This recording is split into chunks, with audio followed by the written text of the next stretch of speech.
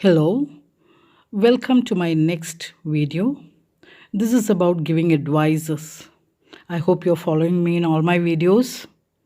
Do subscribe to get the latest ones. So, here let's think of advice. What is an advice actually? It is giving a suggestion or giving your opinion where? In another person's affair, not your own affair. You're giving an opinion in another person's affair. Whether you are welcome or not, you have to give the advice. So, in different situations, different structures are used to give advice. There are different mode of talking. Let us see what they are. First one is direct advice or direct advice. Two models are mainly used here to give advice. It is should and ought. That is, you're talking either to your student or a person who is subordinate to you. He has failed in his examination. First, you must inform him what has happened. You have failed in the examination. You should work hard. Here, you should work hard is the advice that you are giving. It is a direct way of giving advice. You should not waste time. Instead, attend some extra classes and tuition. Or another way, you ought to work hard and spend more time on studies. Here, you ought to is another direct way of giving advice. Next, you ought not waste your time. Ought not is another way of giving advice. The second way of giving an advice is the indirect way of giving advice or being more polite. That is, we can put our advice in the form of a question. Why don't you attend tuitions for the failed subjects? How about spending more time on your studies and attending some tuitions? With why don't you and how about we are presenting questions to him. There he is forced to think of it and find a remedy for his problem of failing in the examination. That is a polite or indirect way of advice. The third one is being more close to the person whom you are advising, making himself comfortable, putting yourself in that person's position, and telling, if I were you, I would have spent more time for studies. If I were you, I would have gone for tuitions. So, if I were you gives him a reassurance that it is not a crime to fail, he has time to study, things like that. So, that is a way putting ourselves in that person's position and reassuring him, being very close to him. That is usually done by a senior to a person who needs some motivation. Fourth one is in the form of suggestions or your opinion. That is, you can say, I would suggest you to go for tuitions in the failed subjects. Or, my suggestion is that you should spend more time for studies and go for some tuitions. So, it is a suggestion, it is an opinion. He has the freedom to accept it or not. But he will take the suggestion into consideration because you're giving a new opinion.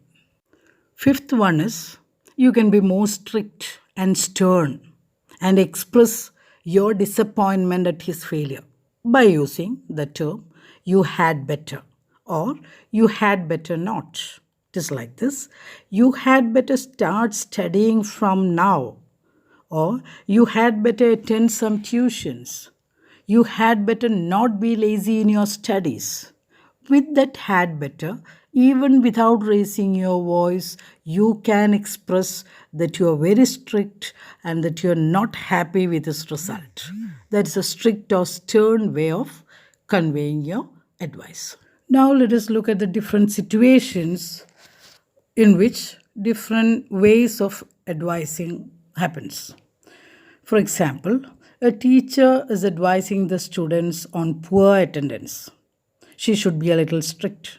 What does she say? Look at your attendance percentage. You had better start attending classes regularly, or your hall ticket will be blocked. Here, what happens is the teacher has to be stern.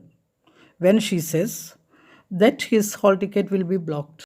That is why had better is used. So she expresses her disappointment very clearly. Next is a person is ill treating an old lady. Then you can say, if I were you, I would have given her food or money.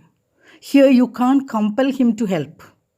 She's asking for money and he's not paying any attention. You can't compel, but you can give an indirect suggestion. If I were you, I would have helped her. I would have given her money or food, which will force him to think about it. That is the idea. Your friend is asking your opinion about going for higher studies. Here, actually, you can give an advice in the form of a suggestion. What will you say?